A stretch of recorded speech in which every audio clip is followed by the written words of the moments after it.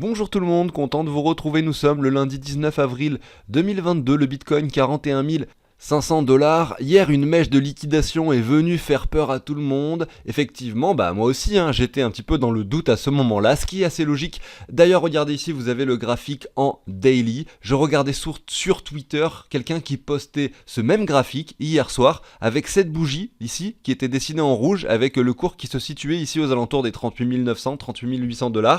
Et cette personne-là alertait sur le fait que si on venait clôturer en dessous, effectivement, et c'était portes ouvertes pour un marché qui pouvait aller plus bas, pourquoi pas aller chercher les anciennes mèches ici que vous voyez aux alentours des 33 000. C'est vrai, mais c'est toujours très intéressant d'attendre la clôture, et le marché l'a encore prouvé cette fois-ci. On vient faire une mèche de liquidation, qui aurait pu aller chercher des niveaux inférieurs, par exemple, venir casser cette ligne-ci, regardez, je vais vous la tracer à l'écran, cette ligne-là, vous voyez, pour aller chercher, chasser ces anciens bottoms, simplement pour liquider les personnes qui ici étaient en longue, par exemple, qui avaient misé sur la hausse du marché et qui avaient mis leur stop en dessous, finalement à 2-3% inférieur, voilà, on aurait pu également venir les liquider.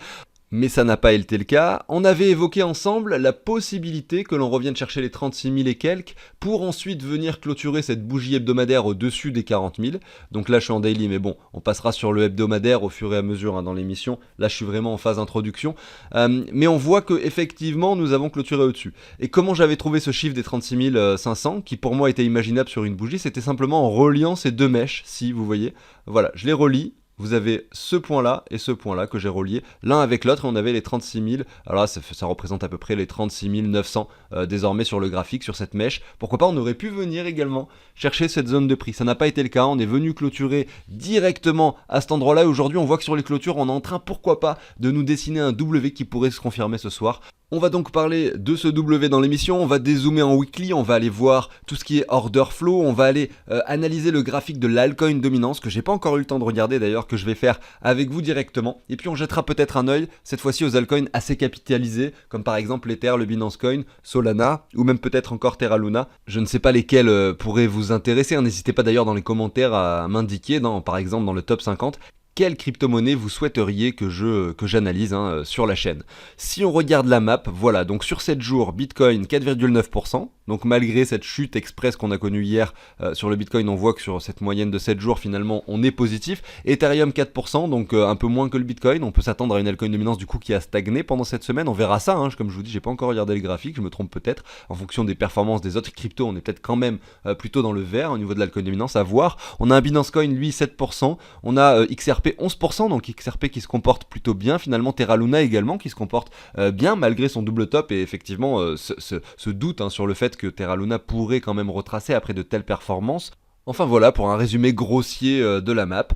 Pensez à l'abonnement, au like si le contenu de la chaîne vous plaît. Moi je vais vous passer la petite introduction, on enchaîne directement avec la suite.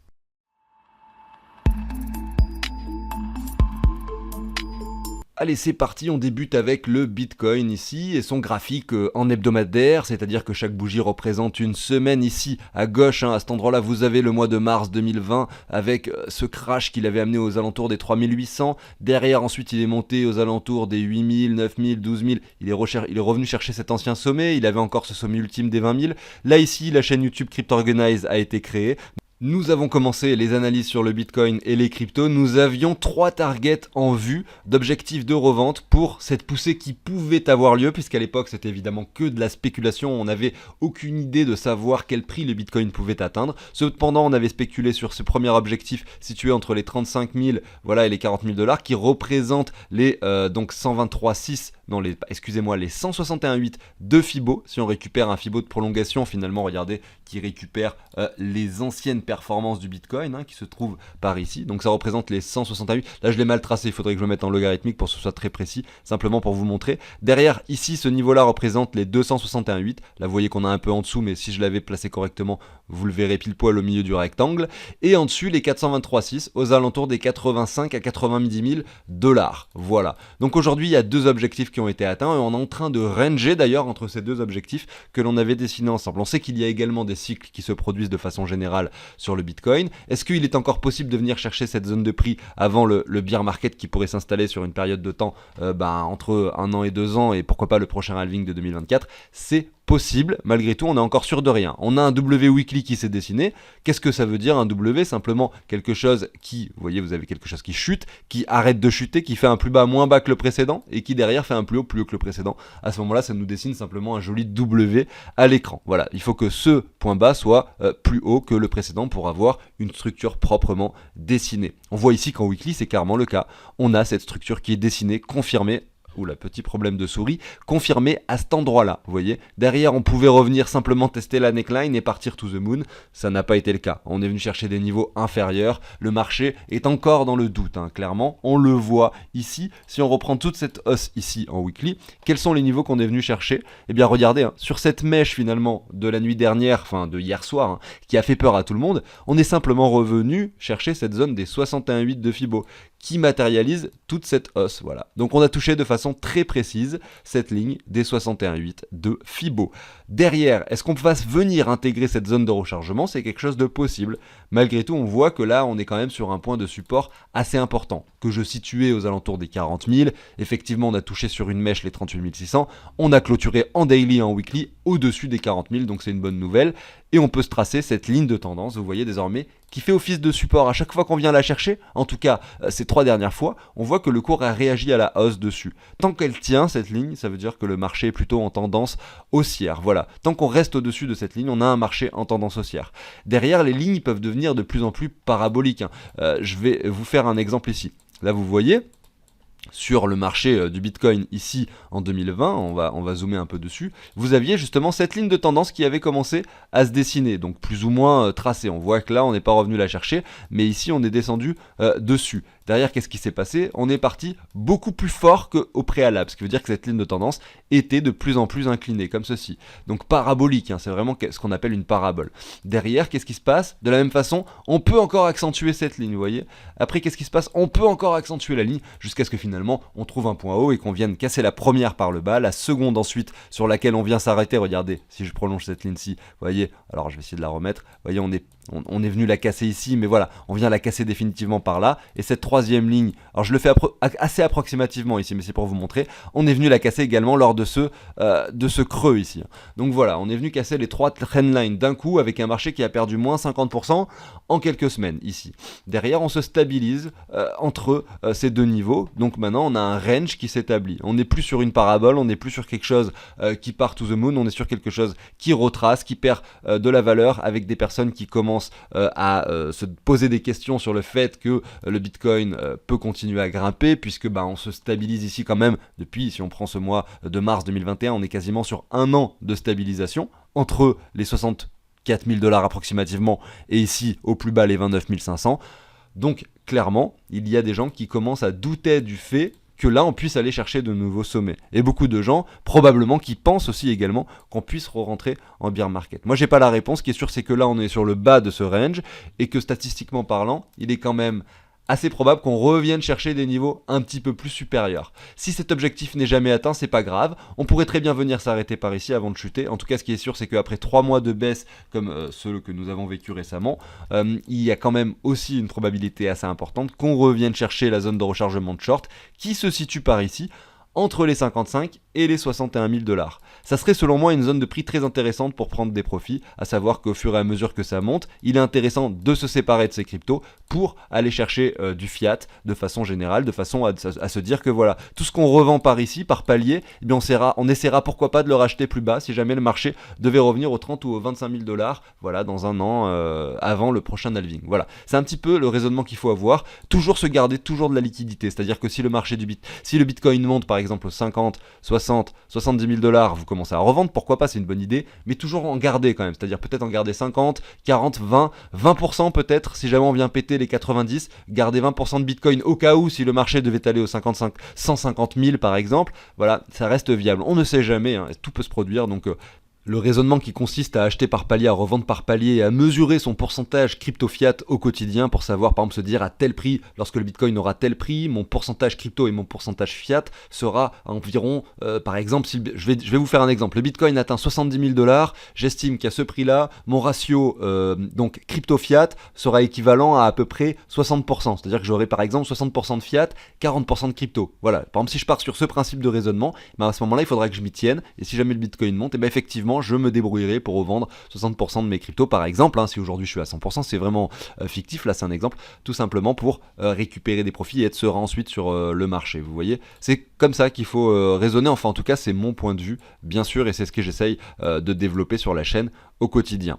Voilà, donc ça c'était pour le Bitcoin, on l'a vu en weekly ici, on n'a pas trop zoomé dessus, on peut aller voir un petit peu le daily, comme je le disais, il y a un W, hein, au niveau de l'introduction, j'expliquais que là, on avait quelque chose d'intéressant à l'écran. Effectivement, regardez, si je me mets en ligne, on observe déjà qu'on peut se mettre cette trendline de façon assez précise, et on voit que là, on s'est arrêté 2 fois dessus, ici, le 11 avril, donc c'était il y a quelques jours, donc il y a 8 jours, et ici, donc hier, hein, le 17 avril, donc avant-hier plutôt, pardon, regardez, donc c'est intéressant de voir que cette ligne de tendance est quand même bien respectée sur les clôtures daily. Si maintenant je me mets en bougie, on observe qu'on a des mèches qui se sont produites à plusieurs reprises, à la fois ici, également là, mais qu'à chaque fois on revient intégrer cette zone, cette ligne de tendance que vous avez à l'écran. Aujourd'hui on a même sur les clôtures un W qui est en train de se dessiner.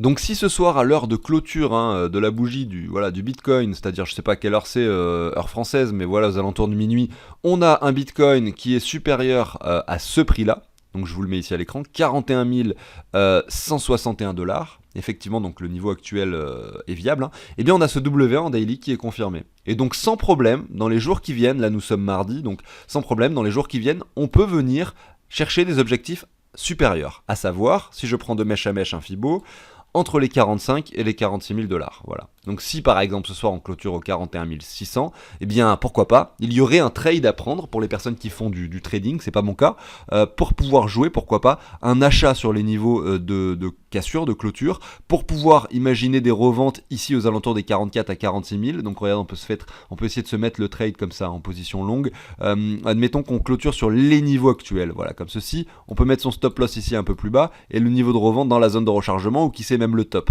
Dans la zone de rechargement, vous êtes à un ratio de 1,12, donc ouais, pas si intéressant comme trade finalement, hein. Vous voyez, si vous mettez votre point de clôture ici, vous avez un ratio quand même de 1, pas trop intéressant. Et derrière, bah, effectivement, si vous imaginez cet ancien point haut, là ça devient intéressant, vous avez 1,90, quasiment 2, donc c'est-à-dire que vous gagnez 2 fois plus que ce que vous perdez, si jamais le trade est gagnant, et vous pouvez même, pourquoi pas, essayer de jouer un nouveau sommet, mais à ce moment-là, vous faites un trade un peu plus long terme, avec une perspective de, voilà, d'imaginer, voilà, plus vous allez chercher un objectif élevé, et plus vous allez prendre de risques, effectivement, on ne l'atteigne pas pour aller chercher votre top, et donc vous risquez de perdre le trade. Vous pouvez également raisonner quand vous tradez par palier de revente, vous pouvez faire un achat avec un stop loss, et vous dire, j'ai mon premier take profit par ici, mon second par exemple, donc dans la zone de rechargement, mon second sur le sommet, et mon troisième sur un objectif voilà, que je peux déterminer avec un Fibo de prolongation par exemple. Et donc de cette façon, vous lissez votre vente, vous pouvez dire que à ce moment-là, vous revendez, on va dire, la partie nécessaire pour ne pas perdre votre trade, c'est-à-dire que si le marché fait ça, derrière redescend chercher votre stop, et ben vous allez être neutre, c'est-à-dire que là vous allez prendre un peu de profit, là vous allez perdre de l'argent, ça va revenir neutre, mais pour ça il faut faire des calculs, hein, pour être sûr qu'il faut essayer de calculer quel pourcentage on doit revendre à cet endroit-là pour être sûr d'être neutre si jamais on vient chercher le stop loss par la suite. J'avais fait un tableau d'ailleurs pour ça, que je vous avais expliqué sur la chaîne, ça j'ai un peu arrêté d'en parler, mais c'est vrai que ça m'intéresse en fait le trading. Je suis pas un gros trader parce que j'ai pas forcément le temps de le faire de façon très concentrée, de façon très réfléchie, parce que j'ai beaucoup d'autres choses à faire à la fois dans ma vie privée, puis également sur la chaîne YouTube et les vidéos que j'essaye de vous fournir au quotidien. C'est quelque chose que probablement j'aimerais approfondir, à savoir qu'aujourd'hui je le fais uniquement en loisir, et que je vous partage avec vous certaines choses comme ça, et que j'essaierai d'en reparler à l'avenir pour pourquoi pas vous parler et refaire une émission où j'explique comment est-ce qu'on peut trader, quelles sont les différentes façons de faire, en tout cas de ce que je sais, hein. Je ne prétends pas savoir exactement toutes les méthodes qui permettent de trader, mais j'aime bien évidemment vous en parler de temps en temps. Voilà, donc ça c'était pour la partie trading rapide, voilà, la petite introduction peut-être sur les émissions que je ferai dans les semaines qui viennent sur ce sujet, et on va enchaîner, on va regarder un peu ce qui se passe sur l'order flow, c'est intéressant. Regardez ici, j'ai ouvert tout à l'heure le graphique du Bitcoin sur Coin Analyze en 5 minutes, donc chaque bougie représente 5 minutes, donc c'est très zoomé hein, comme graphique. Vous avez ici le cours d'aujourd'hui à 10h50 ce matin, ici vous avez le cours actuel, et on voit que il y a eu une jolie performance. Le cours du Bitcoin a pris ici approximativement 2% en quelques heures.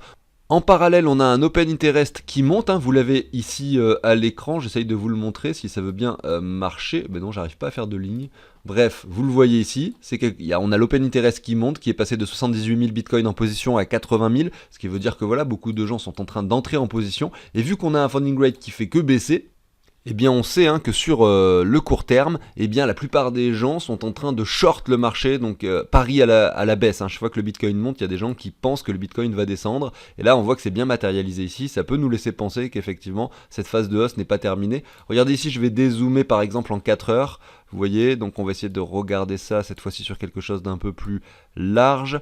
On voit ici que lors de ce dip d'hier soir, lorsque le Bitcoin avait touché les 38 500 $, eh bien regardez, on avait, alors c'était assez étonnant, on avait un Open Interest qui faisait que de monter à cet endroit-là, pendant cette phase baissière du Bitcoin lorsqu'il est passé de 40 000 à 38 500.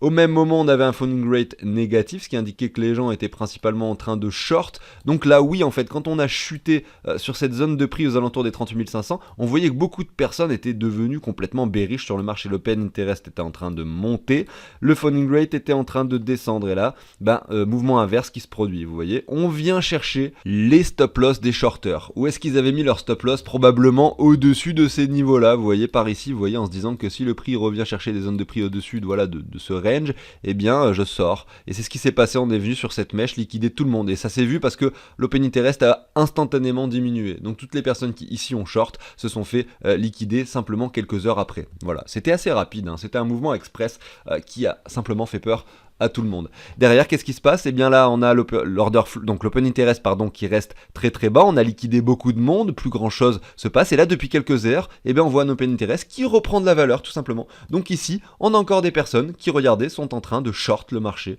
Plus le marché monte et plus les personnes sont en train de short. En tout cas, c'est ce que l'on constate sur le très court terme. Et ça peut signifier qu'effectivement, ce mouvement haussier n'est pas terminé. Moi, je serais pas étonné de voir ici, si ce W se confirme effectivement et que là, on est des personnes qui continuent de shorter le marché avec un Bitcoin qui monte, de revoir un Bitcoin, comme je le disais, dans les jours qui viennent à 46 000 $, c'est selon moi assez probable. Regardez, vous pouvez vous tracer cette ligne-ci qui finalement vient chercher ces anciennes zones de prix. Là, on a un point de résistance assez fort, et donc un Bitcoin aux alentours des 44 000 ici, demain ou après-demain, avec pourquoi pas des mèches. Regardez, ici, on a quand même des mèches qui viennent chercher les 46 000. Voilà, c'est pertinent. Ça matérialisera en plus de ça la zone de rechargement de short de cette baisse, vous voyez. D'ailleurs, je le visualisais, mais maintenant je le matérialise avec le Fibo pour vous le montrer précisément. Entre les 44 500 ici et les 46 000. Donc voilà, c'est vraiment une zone de prix qui peut faire office de résistance. Derrière, il va falloir que les bulls soient vraiment très motivés pour venir chercher un nouveau sommet. Si ce nouveau sommet se produit, cette fois-ci, on pourra pourquoi pas se mettre une sorte de ligne de tendance comme ça, essayer de voir quelles sont les zones de prix qui pourraient être atteintes. On a cette zone-ci qui peut faire office de résistance. Derrière, si on la casse, on sait qu'on a les 55 à 60 000 qui seront probablement rapidement atteints, qui représentent la zone de rechargement de short de toute cette baisse que l'on a connue depuis le mois de novembre 2021. Voilà pour le Bitcoin. Vous voyez, j'ai pas forcément spéculé sur des prix sur du très long terme. Là, je vous parle simplement des semaines qui viennent, même des jours qui viennent par rapport à ce que l'on voit à l'écran. On sait que le W Weekly a été confirmé la semaine dernière et que ça, c'est plutôt quelque chose de bullish. On verra bien ce qu'il se passe. En tout cas, on continuera à l'analyser au quotidien. On va aller voir désormais l'altcoin dominance. Alors je pense que je l'ai ici. On va se mettre en weekly. Je me posais la question, je me demandais effectivement ce qui s'était passé. Et on voit que vraiment on est plutôt sur une stabilisation de l'altcoin dominance ici. Puisqu'on voit que la bougie de la semaine dernière n'a pas été volatile, que celle d'avant non plus. C'était celle d'encore avant, donc il y a 3 semaines, on a eu cette réelle performance, lorsque le Bitcoin d'ailleurs avait poussé vers le niveau des 46 000 et que tout le monde était redevenu bullish sur les altcoins. D'ailleurs ça s'était vu sur le graphique en journalier, sur les altcoins, puisqu'on avait ces W qui s'étaient installés, ces confirmations, ces retours de neckline. On l'a vu plusieurs fois. Aujourd'hui, on est dans une configuration où on se stabilise. On a un Bitcoin qui fait du yo-yo et qui reste dans un range de très longue durée désormais. Et les altcoins qui ne savent pas quelle direction prendre. Si jamais le Bitcoin décidait de grimper vers cette zone de rechargement de short entre les 55 et les 60 000 $, il est fort à parier que l'altcoin dominance vienne chercher cette ligne haute. Vous voyez, on sera vraiment plus très loin. On sait que généralement quand le Bitcoin monte, on a des altcoins qui le surperforment par la suite et qui viennent chercher des sommets. Ça pourrait faire par rapport finalement au niveau actuel des altcoins qui prendraient entre 10 et 14%. Donc ça veut dire par rapport au Bitcoin, hein, qui prendrait entre 10 et 14% par rapport au Bitcoin. Ça veut dire que voilà, on pourrait avoir de très belles performances, et pourquoi pas sur des altcoins qui sont dans le top 200, 300, voire 500, voire 1000, des fois 10, voilà, c'est envisageable. Sur un mouvement de 15% des altcoins par rapport au Bitcoin, vous pouvez avoir des altcoins qui font x10 par rapport au dollar, notamment celles qui sont assez faiblement capitalisées. Après, pour savoir lesquelles, ça c'est beaucoup plus compliqué, c'est pour ça qu'on essaye de diversifier, qu'ensemble sur la chaîne, on fait des émissions de temps en temps où on analyse les altcoins, on essaye de les ajouter dans un portefeuille fictif. C'est pas le but de l'émission du jour. Aujourd'hui, on va simplement parler des crypto-monnaies qui sont assez fortement capitalisées, notamment pour commencer l'Ether. Donc on va regarder l'Ether par rapport au dollar. Mais avant de continuer, je voulais simplement vous dire que sur la chaîne, je vous partage un outil qui va vous permettre de résumer tous vos investissements sur un seul document. Comment ça marche en fait? C'est simple, vous allez aller sur un onglet, vous allez mettre toutes vos crypto-monnaies une par une. Par exemple ici, je rajoute ENJ, vous voyez, et lorsque je fais ça, vous allez avoir son prix, regardez, qui va s'afficher en dollars ici et en euros ici.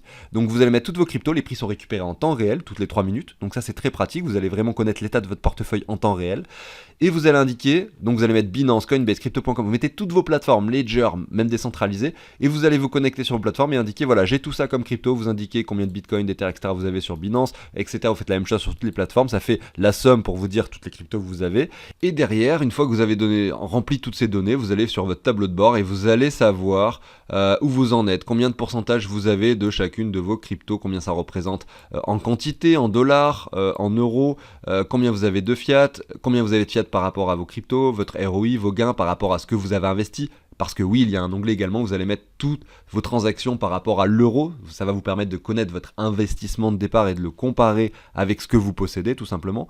Ça va permettre également de calculer les plus-values lorsque vous allez revendre des cryptos pour des euros. Vous allez l'inscrire ici. Et si vous le faites assez minutieusement, vous allez réellement pouvoir remplir vos feuilles d'imposition facilement lorsque vous allez récupérer des euros. À savoir que de toute façon, de façon générale, c'est intéressant de ne pas faire des transactions tous les 2 jours. Hein. Aller revendre des cryptos pour des euros tous les jours, ça va vous compliquer la vie sur vos feuille d'imposition, puisque va falloir que vous rentrez toutes les transactions une à une. Les transactions crypto à crypto ne sont pas imposables, donc c'est quand même beaucoup plus intéressant de faire ça au quotidien, d'acheter des stablecoins et de récupérer des euros uniquement lorsque vous voulez réellement sortir du marché.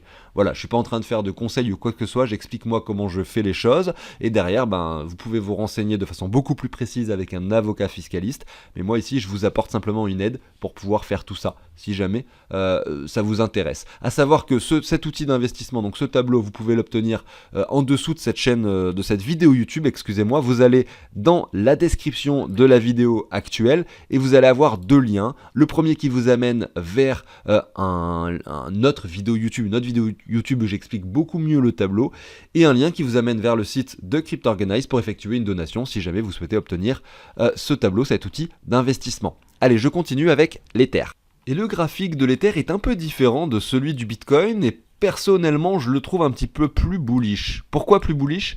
Parce qu'on a notre W qui s'est formé, comme sur le Bitcoin, et parce que là, cette fois-ci, on ne revient pas vraiment bas. Vous voyez que si cette fois-ci, regardez, si je trace cette ligne de tendance, je me mets en ligne comme ça, comme je l'ai fait pour le Bitcoin, et que je trace cette ligne de tendance, finalement, le point bas, ici, le niveau de support sur lequel nous sommes actuellement sur le Bitcoin, représenterait sur l'Ether, ici, les 2500$. On voit que là, on a formé ce W, qu'aujourd'hui on est environ, enfin on va dire à quelque chose près, on est sur la neckline qu'on peut étendre ici. Regardez, je vais vous mettre une sorte de rectangle qui représente cette neckline. Donc aujourd'hui, oui, l'Ether a une configuration beaucoup plus bullish, et si on a un Bitcoin qui part, là, sans problème, l'Ether, lui, viendra probablement chercher sa zone de rechargement de short, qui, regardez, représente se matérialise, entre les 3846 et les 4200$ ici pour l'Ether. Voilà, c'est quelque chose qui peut être atteint finalement, c'est une zone de rechargement qui peut être atteint avant que le Bitcoin lui atteigne la sienne, puisqu'on voit que au niveau du graphique, on a quelque chose de très intéressant à observer ici sur l'Ether. Ici, on peut se mettre une ligne de tendance comme celle-ci, beaucoup plus long terme. Cette fois-ci, regardez qui vient chercher donc à plusieurs reprises le cours. Si je me positionne comme ça, voilà, vous voyez, on va essayer de faire ça. Alors c'est approximatif, mais on a un point de touche ici, un deuxième ici, un troisième ici. C'est une ligne qu'on peut revenir chercher, bien sûr, ici aux alentours des 2800. Donc c'est une zone assez forte de support sur l'Ether. Si on y va, je pense qu'il y a une opportunité d'achat à saisir, un palier d'achat. Aujourd'hui, les niveaux actuels sont également un niveau intéressant pour investir, puisque c'est le retour de la neckline. On peut aller plus bas, mais on sait que quand même c'est un niveau intéressant. Derrière, si on a ce W donc qui aujourd'hui est confirmé, qui se matérialise avec une poussée supplémentaire, supplémentaire, et donc c'est une poursuite de cette tendance haussière. Allez voir des prix aux alentours des 4000 à 4500 dollars prochainement sur l'Ether, c'est effectivement envisageable.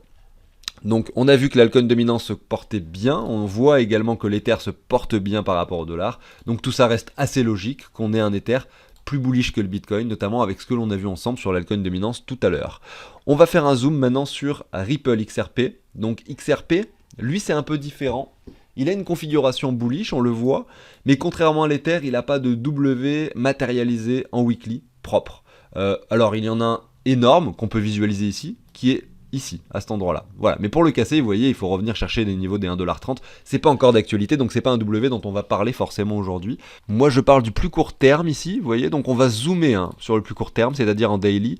On va se mettre aller en candle, on va voir les bougies un petit peu, voir ce qui se passe.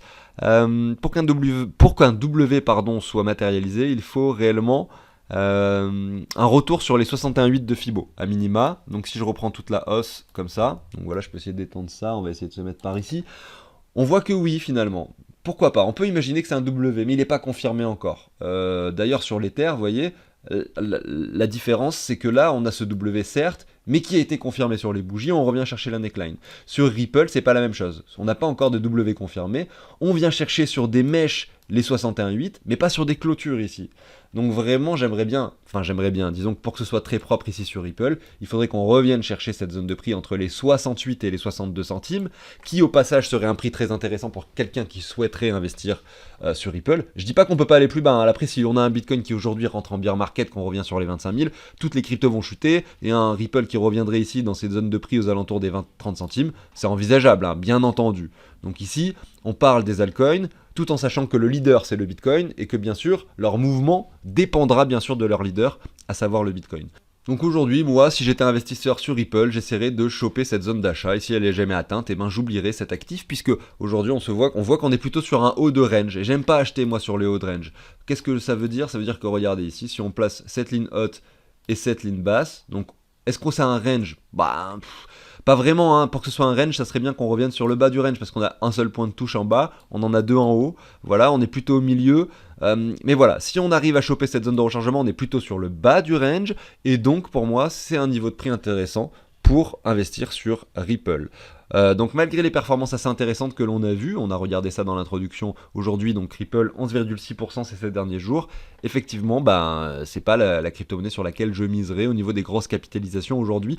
Je vais enchaîner avec deux cryptos que j'aime beaucoup, à savoir Atom Cosmos dans un premier temps, sur lequel j'ai mis un petit billet, malgré le fait qu'il ait quand même une configuration avec des performances très importantes ces derniers temps, et que donc on peut se poser la question de savoir si ça va continuer à l'avenir, notamment parce que regardez, le sommet se situe aux alentours des 44$, on est sur les 24, on a eu une chute ces 2 dernières semaines, donc c'est pas forcément à mon avantage, parce que moi j'en ai acquis, je dois le dire quand même, plutôt vers ces zones de prix là, vous voyez, par ici. Ces zones de prix là j'ai accumulé, j'en ai acheté, j'ai vu un W plus ou moins se former ici, sans prendre en compte la mèche sur les clôtures, et là ici je m'attendais à une continuation haussière, ça n'a pas été le cas, on est venu punir un peu tout le monde ici, et là ce qui est intéressant aujourd'hui c'est qu'on a une trendline qu'on peut se tracer comme celle-ci, vous voyez, que regardez, je peux vous mettre sur les lignes, vous allez voir c'est assez précis, et on voit qu'on vient la chercher à nouveau, donc là aujourd'hui vous avez un Atom Cosmos à 24,40$, et oui, selon moi, pourquoi pas, ça peut être intéressant. Par contre, contrairement au Bitcoin et à l'Ether, que l'on a regardé tout à l'heure, cette fois-ci, sur le weekly, vous voyez, il n'y a vraiment aucun W de dessiné. On est même en train de se dessiner un V-bottom ici, pourquoi pas. Donc ça peut prendre du temps à se construire et mettre du temps à se former, tout ça. Et donc oui, Atom Cosmos est beaucoup moins bullish que l'Ether. Effectivement, également, on l'a vu, et on le voit ici sur le graphique. On va zoomer maintenant sur Solana. Solana par rapport au dollar, donc Solana USD. Je vais mettre sur Binance par exemple. Donc là, qu'est-ce qu'on voit? Solana, contrairement à l'Ether qui lui a déjà formé son W, on a un V-bottom. Mais c'est beaucoup de cryptos qui sont dans cette configuration. Vous pouvez jeter un œil à l'émission précédente que j'ai faite il y a quelques jours où j'avais repéré 2 altcoins avec des structures très très propres et des performances envisageables assez intéressantes. N'hésitez pas à y jeter un œil. Je vais essayer de vous la mettre ici en haut à droite si j'y pense. Voilà. Donc ici, qu'est-ce qu'on a? On a Solana qui nous fait un V-bottom et qui vient retester des niveaux inférieurs. Donc là, aujourd'hui, si on reprend ce point haut, regardez, on va se mettre comme ça, on voit que là on revient chercher la zone de rechargement, on a fait une mèche en dessous, mais on l'a pas réellement réintégré puisqu'on vient aujourd'hui rechercher les 106 $. Donc vous voyez, au niveau des 100 $, il y avait un prix très très intéressant. C'était visualisable ici sur le graphique avec ces zones de rechargement. Vous allez me dire, oui, mais t'aurais pu nous en parler hier. Oui, c'est vrai, j'aurais pu, mais je l'ai pas fait. Donc voilà, aujourd'hui on remonte déjà aux 106 $. Malgré tout, est-ce que là on va aller casser et péter ce sommet? Ça, j'en sais rien. Ce qui est sûr, c'est que si c'est le cas, eh bien là on aura une vraie structure qui se produit, et investir sur ce niveau des 61,8 et donc spéculer sur un futur W, c'est quelque chose qui se tente. Mais c'est moins intéressant que de voir un W qui s'est déjà produit avec un retour de neckline. Vous voyez, c'est moins intéressant, on va dire, graphiquement parlant. On prend plus de risques en fait à investir sur quelque chose qui fait un V-bottom et qui fait ça. Parce que là, vous spéculez sur le fait qu'un W, qu'une structure pourrait se produire. Alors que lorsque vous allez acheter quelque chose qui fait ceci, cela, qui confirme un W, qui revient sur la neckline, vous avez déjà la confirmation du W, et donc vous êtes déjà plus tranquille, vous avez déjà les probabilités de votre côté. Vous allez l'acheter plus cher par contre, hein, le token. Parce que si vous l'achetez là ou ici, vous voyez, vous pouvez avoir une différence quand même énorme hein, de prix. Donc vous allez l'acheter plus cher, mais vous prenez moins de risques. Donc acheter du Solana à 100 $, c'est plus de risques, mais vous allez probablement l'avoir moins cher que si vous avez ce W qui se confirme et ce retour de neckline, puisque là, vous l'achèteriez par exemple sur les 135 $, vous voyez. Donc voilà, bon, écoutez, j'en ai fini pour l'émission du jour. J'ai parlé de beaucoup de choses différentes. On a regardé des cryptos fortement capitalisés.